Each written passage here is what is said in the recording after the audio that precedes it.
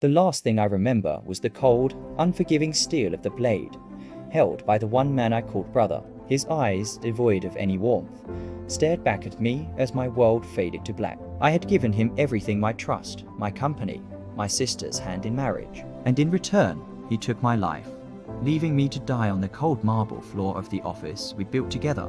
My only regret was not seeing the snake he truly was. I thought it was the end. But then, I woke up. The sun streamed through a window I hadn't seen in years. The air smelled of fresh paint and new beginnings. I looked at my hands younger, free of the calluses and scars of a decade of struggle. A calendar on the wall confirmed the impossible. It was today's date, exactly 10 years in the past. I was back, reborn not in a new life, but in my old one, with the bitter knowledge of my end. The universe had given me a second chance. Not for peace, not for forgiveness, but for vengeance. This time, things would be different. I knew every move they would make, every stock that would soar, every deal that would crumble.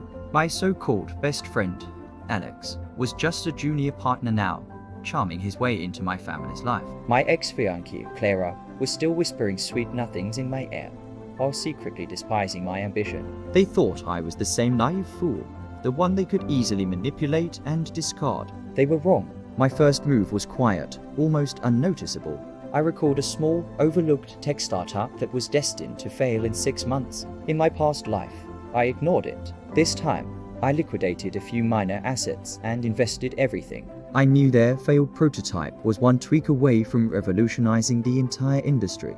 While Alex was busy flattering my father and planning his slow takeover, I was laying the foundation of an empire he couldn't even fathom. The look on his face when I casually mentioned my new, wildly successful side venture was the first sweet taste of victory. He was confused, but not yet suspicious. Let him wonder. His confusion was my shield. Next, Clara. I remembered the exact date she would accidentally lose a family heirloom, a necklace my mother had given me for my future wife. In the past, I'd spent a fortune replacing it, believing her crocodile tears. This time, I watched from a distance as she met with the pawn shop owner. I didn't confront her. Instead, I let her believe she had fooled me again. I took her to the most expensive restaurant in the city, lavishing her with gifts, all while knowing she was selling my mother's memory for a pittance. The real gift I gave her was a false sense of security. She believed she had me wrapped around her finger. The truth was, she was wrapping herself in a web of her own making.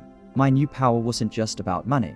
It was about information. I knew which political figures would rise and fall. I knew which alliances would forge the future of our city. I reached out to a man named Mr. Thompson, a recluse and a titan of industry I had only ever read about in my past life. I knew he was secretly looking for a successor, someone with the vision to see the future. I didn't just present him with market predictions. I presented him with a detailed 10-year roadmap. He looked at me not as a young upstart, but as an oracle. Our alliance was sealed. Suddenly, doors that had been firmly shut in my past life swung wide open. I was no longer just a player in their game. I was rewriting the rules. Alex started to notice. My moves were too precise, my foresight too uncanny.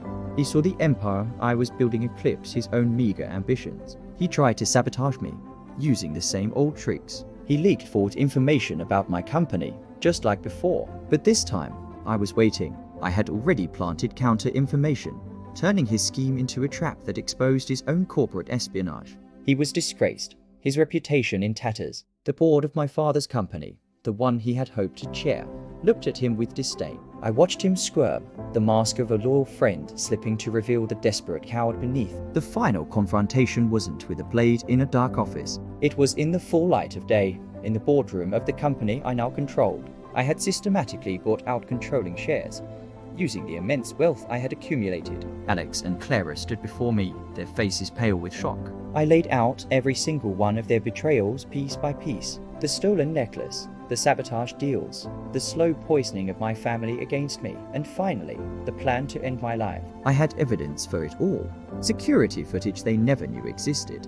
Financial records they thought were deleted. Testimonies from people they had wronged. I didn't just want to ruin them. I wanted them to understand the depth of their depravity. I looked at Clara. That necklace you sold, it wasn't just a piece of jewelry. It was the last thing my mother gave me before she passed. You sold her memory for a shopping spree. Her face crumpled. Then I turned to Alex, my voice dropping to a low, cold whisper. And you, my brother, You didn't just try to kill me, you tried to erase me. But you can't erase a ghost who remembers everything. They lost everything. Their wealth, their reputation, their freedom. Justice was served. But as I stood there, looking out over the city from the office that was rightfully mine, I didn't feel the pure elation I expected. Vengeance was a hollow victory. My real victory wasn't in their downfall, but in my own rebirth. I had a second chance, and I had used it to not only reclaim what was mine, but to build something better. This wasn't just about revenge. It was about redemption. My redemption.